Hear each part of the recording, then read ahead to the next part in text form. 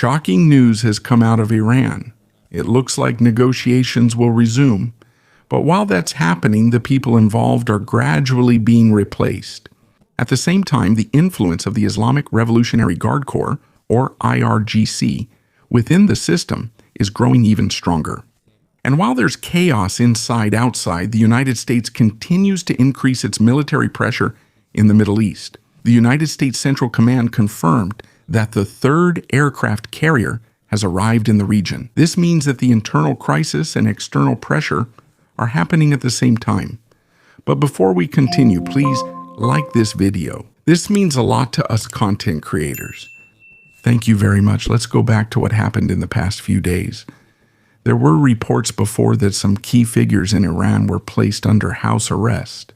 This includes Masoud Pezeshkian. There's also the Foreign Minister Abbas Araghchi and the Speaker of Parliament Mohammad Bagher Ghalibaf, who also leads the negotiation team. Now there's a new development. It appears that the lead negotiator was forced to step down from his role in the negotiation team.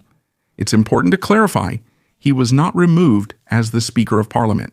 He still holds that position, but on the negotiation side, he was removed from the leadership. And that's not just a simple role. Within Iran, he is also a key figure. And because of that, he was the one directly talking to J.D. Vance in previous discussions. But now, he is no longer in that position. And this is where the questions begin. Why was he removed? One of the reasons coming out is that he allegedly tried to bring up the nuclear issue in the talks with Washington while he was in Pakistan about 2 weeks ago. And the IRGC didn't like this. According to reports, the commanders got angry, and that's when the pressure started to remove him from the negotiations. There were talks about who would replace him, and one name that came up was Saeed Jalili. If this name sounds familiar, he was also one of the strongest critics of the negotiation team back then. And he is also one of the prominent hardline figures inside Iran. In other words, while it's being said that negotiations are returning, it seems that the hardliners are actually gaining more control. And if this continues, it's not just a simple personnel change that's happening. It could mean a possible change in the direction of the entire negotiation. It all started after the Foreign Minister of Iran, Abbas Araghchi, spoke. According to him, the Strait of Hormuz is now open to ships. But almost immediately, this was contradicted by the Islamic Revolutionary Guard Corps, or IRGC. They directly said that it is not the foreign ministry that has control over the strait, but them. And according to the IRGC, the Hormuz is not open. Right here, you can already see the clash. Within the government itself, two parts of the same state are saying different things. And while this is happening, another name has come up, Saeed Larijani. He sides with the IRGC's position. And the situation became even more heated when he spoke in public. According to him, if the supreme leader truly supports the negotiators, he should come out and speak clearly. If not, then the IRGC will be the one to take action against them. He even called them coup plotters, ang mga negotiator. Imagine government officials being called enemies of their own system in front of the public.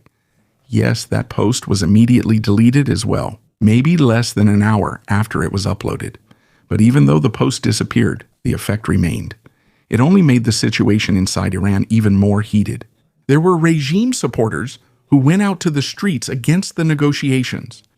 And that's also when news started to come out about the house arrest of some negotiators. Now the situation is becoming even more complicated because the person who has opposed the negotiations from the very beginning is now the one who might become part of the negotiation team. He might even lead it. And if so, there's a big question whether the talks are still going anywhere. But even with all this chaos, there's a small sign that the process is still moving. There are reports that the negotiations are slowly resuming. After 2 days, where it seemed like there was no clear control over who was leading the country, there were reports that some people have traveled to Pakistan. And most likely that's where the next steps will be discussed. But before anything can move forward, there's still one big question that hasn't been answered. Where is the supreme leader? Since the conflict began, he hasn't been seen or heard from. There are speculations that he was injured during the first strike, the strike that killed his father, Ali Khamenei. All the public knows is that he is alive, and he was chosen to be the new supreme leader by those in power. But until now, no one knows where he is, and if he is really still in control. According to a new report from the New York Times, the condition of the supreme leader is actually worse than the initial information that came out. Mojtaba Khamenei has a severe injury on his leg, and in just the last 2 months, he has undergone surgery 3 times. But even after undergoing consecutive surgeries, there is still a high possibility that he will need to use a prosthetic. There is a strange parallel here in his family's history. His father, Ali Khamenei, also lost a part of his body after being injured in an explosion when he was still president. Later on, he used a prosthetic arm, and now it seems that the son will also face the same situation. But this time, it's his leg. The report doesn't end there. According to the report, there were also severe burns on his face and lips. Here, he could possibly develop a permanent problem with speaking. There's a big chance that he will need plastic surgery before he can face the public again. And this is where the situation becomes even more sensitive, because right now, access to him is almost completely restricted. Only a few people are allowed to get close, including his medical team and his closest inner circle. There's a clear reason for this. Iran doesn't want others to know where he is being treated, especially Israel, which might find a way to target his location. According to the report, the president of Iran, Masoud Pezeshkian, who is a trained surgeon, is himself part of the medical team, along with the country's health minister. This means that the highest leader of the government is directly involved in his condition. But aside from the medical team, there is another group that has access to him, his inner circle. And this is where the situation becomes more complicated, because this includes some senior commanders of the Islamic Revolutionary Guard Corps. They are the ones who advise him every day, and those who have access are also the ones who have influence over the next decisions. Meanwhile, other officials who want to communicate with him almost have no way to do so. They can't just send a text, nor can they just send an email, because there's fear that any electronic communication might be traced. In other words, the leader of the country is almost isolated. Access is limited, and the people around him now have the greatest influence on the direction of Iran. Because of the extremely tight security, if someone wants to ask a question, give an update, or request a decision, it isn't done through text or email. It has to be handwritten. The note is given to a courier and taken by motorcycle to Mojtaba Khamenei. Afterwards, the courier returns with the answer, which is also handwritten. In other words, it's like going back to the old school system. It's almost like the style of communication from the 1800s. But according to the report, even with this setup, the supreme leader's thinking is still clear. He can still make decisions. Even if he can't move well physically, mentally he is still able to lead the country. But there's one important detail. He doesn't make decisions alone. This is where his inner circle comes in. It's like a board of directors. He's like the chairman. And the people around him are the ones who give advice and votes. For every major decision, it's like there's a voting system. When they all agree, that's when the final decision comes out. This means that it's not just one person in control, but a small group that has access to him. And this group has a big influence on the direction of the country. So if there is news now that negotiations are reopening, it's possible that this has the approval of the supreme leader. But there are certain limitations. There are red lines that cannot be crossed. For example, it might be forbidden to discuss the Strait of Hormuz or to give concessions regarding uranium. The exact details are still unclear, but as the negotiations progress, they will gradually come out. And most likely, those limitations come directly from the supreme leader himself. Now, in the latest updates, it looks like diplomacy is moving again. Abbas Araghchi is heading to Islamabad. As the negotiations progress, he is bringing a small delegation with him. According to sources from Pakistan and Iran, a second round of talks between the United States and Iran is expected. But for now, it is still unclear when exactly the next meeting will take place. This means that the current trip of Iran's foreign minister is not intended for an immediate meeting with the United States. This is more focused on talking to other countries first, including Pakistan and other key players. And based on what Abbas Araghchi himself said, he will not just go to one place. This is a series of trips to Islamabad, Muscat, and Moscow. Now, this is interesting because each destination has its own reason why it's important. Let's start with Muscat, which had served as a mediator even before the conflict erupted. But during that whole time, they were seen as being somewhat closer to Iran. And because of that, the U.S. didn't use them as a mediator again. They could also be one of the reasons why the previous negotiations collapsed. So it's also surprising that they're being approached again now. Next, Pakistan. This is the clearest. They are now the main mediator in the ongoing talks, so it's only natural for Araghchi to go there first, to arrange the next steps. But the most interesting is Russia. Russia has long been an ally of Iran.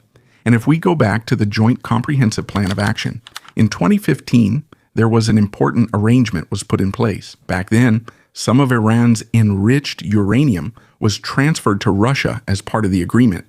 This means Russia is already used to this kind of role. So if there's a new nuclear deal being discussed now, it makes sense for Iran to coordinate with them again. They could be talking about the logistics there. What will be done with the uranium if ever there's a deal? It could also be something else. For example, what kind of support can Russia provide if the ceasefire collapses again? Or if there's a long-term peace deal, is Russia ready to provide guarantees or backup support? In public statements, Araghchi says that only regional matters are on the agenda, but it's clear that what's being discussed here goes much deeper. Even though the U.S. is not directly involved in this trip, every meeting in Pakistan, Oman, and Russia is preparation for a bigger discussion that's coming. Because if you think about it now, let's go back to the last destination, Oman. This is really quite unusual. Yes, they acted as a mediator even before the war started. But now it seems unlikely that the United States will allow them to play the same role again. Why? Because of the statements they've made recently. Since the conflict started, it's clear that they favor Iran more. And there were even times when the information coming from them was wrong or questionable. That's why the U.S. lost trust in Oman as a mediator. But even so, there's another reason why Oman is important in the discussion. It's not just about diplomacy, but also about geography. Oman is directly beside the Strait of Hormuz, with Iran on one side and Oman on the other. That means if someone wants to control the strait, it can't be decided by just one country. And this is where Iran's possible strategy comes in. They have long said that they want shared control of Hormuz with Oman. This isn't simple, and it's also not realistic for the international community to allow Iran to have full control of the strait. But what seems to be their real target is negotiation leverage. It could go something like this. We're ready to withdraw our claim over Hormuz, but in exchange, we need to get something. It could be economic relief, a lifting of sanctions, or some other strategic concession. In other words, this isn't just about negotiations. It's a positioning move. Every trip, every meeting is part of a bigger game where Iran is trying to get the best possible deal before finally deciding whether to fight or make peace. Iran might want greater concessions, eased sanctions, or even more funds to rebuild the country after the conflict. The exact demands are still unclear, but the direction is obvious. They are strengthening their position before entering into more serious talks. That's why Abbas Araghchi's trip to 3 countries isn't just a simple visit, it's a strategy. While this is being recorded, he's still on the plane heading to Pakistan. But while that's happening, a new development has emerged. According to a report from Axios, 2 U.S. officials, Steve Witkoff and Jared Kushner, are also expected to go to Pakistan in the coming days. Now, if you think about it, this isn't an instant meeting. Even if they leave right away, the trip will still take about 16 hours. So it's unlikely that they'll be there at the same time as Araghchi. It's more likely that the Iranian foreign minister's stay will be brief. A meeting that lasts a few hours, then immediately on to the next country. But even if they don't meet right away, this still means something. This shows that both sides, Iran and the United States, are already preparing for the next round of negotiations. It's possible that Aragji is carrying a message about when and how this will be done. And even if the details aren't clear yet, one thing is clear. Gradually, diplomacy is moving again. But while all of this is happening, there's an even bigger development in the background. At this point, it's becoming clearer how delicate the balance of the situation is. This isn't just a simple conversation between two countries. This is a complicated system where every move has a corresponding reaction. On one side, there's diplomacy, discussions, conditions, and compromises being worked out. On the other side, there's pressure, moves that aren't direct attacks, but they gradually put more pressure on the opponent. And these two are not separate, they move together at the same time. While diplomats are talking behind closed doors, there are decisions being made on the field that have a direct effect on how the discussions will go. This means that every action on the ground can change the tone of the negotiations, and every move at the negotiation table can trigger a new action on the field. It's like two lines running side by side, and even if they don't meet directly, they have a big effect on each other. And this is where timing becomes critical, because in this kind of situation, it's not just the decision that matters, but also when it's made. A right move at the wrong time can cause an even bigger problem, and a delayed decision can lose its impact. That's why for leaders, having a plan isn't enough. They also need to read the situation, when to retreat and when to show strength. And as this kind of setup goes on, every next step becomes even harder, because as the tension deepens, the margin for error gets smaller. One wrong interpretation, one wrong move, one action no one was prepared for. It can cause a chain reaction, one that's hard to stop. And at this level of conflict, these kinds of chain reactions don't just stay between two countries, they spread quickly. Allies can be affected. Countries not directly involved can get caught up. And the situation can escalate beyond the original intention. So even when there are reports saying negotiations are resuming, it doesn't mean the tension is going down. In many cases, both are rising, the talks and the pressure. And here, one thing becomes clearer, that the current situation is not simply a choice between war or peace. This is a process where both options are being prepared for at the same time. And the longer this situation lasts, another layer gradually emerges. Its effect on the very timing of decisions. Because at this level of tension, it's not just what the decision is that matters, but also when it will be made. There are times when a move is right, but because of bad timing, it causes bigger problems. And there are decisions that may seem risky, but when done at the right time, it becomes the key to avoiding a worse situation. So while the negotiations are happening, they're not just thinking about what to discuss, but also when to release it and when to make it public. Because in this kind of setup, every move comes with careful calculation. It's not just a reaction, but a planned move that tries to control its impact on what will happen next. And as the situation becomes more complicated, the options become more limited. Because with every passing hour, some options slowly disappear. And what remains is harder, riskier, and more severe in its potential consequences. So at this point, it's not just about how the situation will end, but how to prevent it from getting worse. And in this kind of situation, even the smallest change in direction can cause an impact bigger than expected. The United States Central Command confirmed that the third aircraft carrier has arrived in the Middle East. And this is no ordinary deployment. For the first time since the Iraq War, 3 aircraft carriers are simultaneously deployed in the region. These include the USS Abraham Lincoln, USS Gerald R. Ford, and USS George H. Dawson. Combined, they carry more than 200 aircraft and over 15,000 sailors and Marines. If you look at the map, one is in the Red Sea, one is near the Arabian Sea where the blockade is happening, and another is just approaching the same area. This means that while diplomats are talking, the military presence is actually getting stronger. And this isn't just simple pressure, this is full-scale positioning. In fact, according to Duncan, 34 ships have already turned back, after being blocked by the U.S. blockade. The reason is simple. They don't want to take the risk. And here you can see two things happening at the same time. On the one hand, negotiations. On the other hand, a show of force. And as time goes by, both of those are intensifying. Here is an even clearer picture of what's happening. The United States Central Command continues to enforce a strict blockade, and it's not selective. Any ship, no matter what country its flag is from, as long as it's going to or coming from Iran within the blockade perimeter, they're monitoring every movement of the ships, those coming in and even those going out that had already left when the blockade started. And if necessary, they're ready to intercept them. In the latest update, 34 ships faced the blockade and chose to turn back.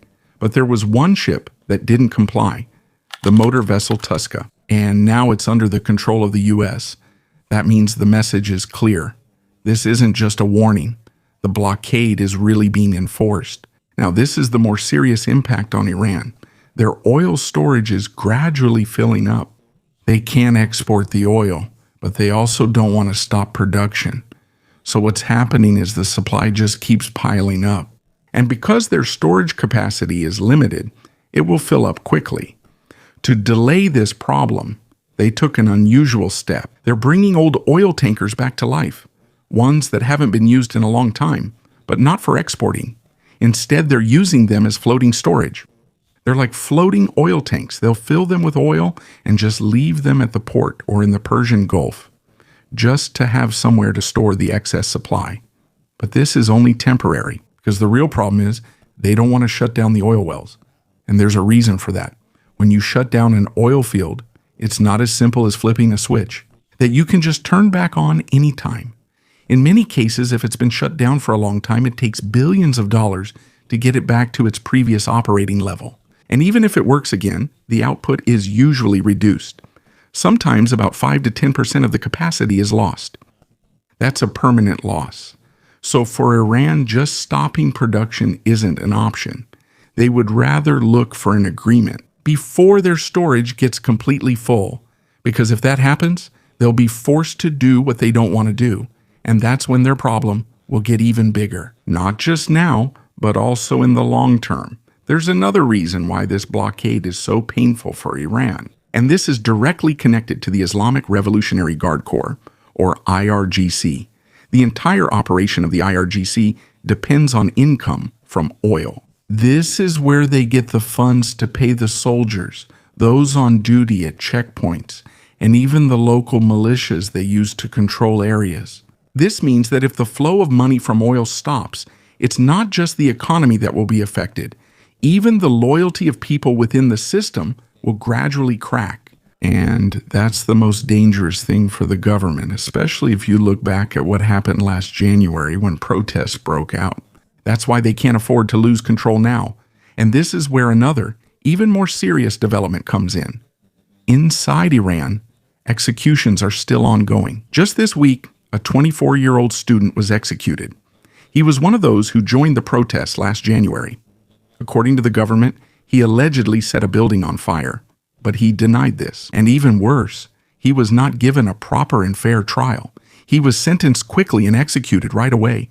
He's not the only case. Another person was also executed, a former employee of the Atomic Energy Organization of Iran. According to authorities, he was allegedly an Israeli spy. But just like the previous case, he also denied the accusation. And again, there was no clear and fair trial. The process was quick, the verdict was quick, the execution was quick. In other words, the system fast-tracks punishment, even if the evidence is not yet complete, because the decisions made by the leaders back then still have an effect on how Iran functions as a country to this day.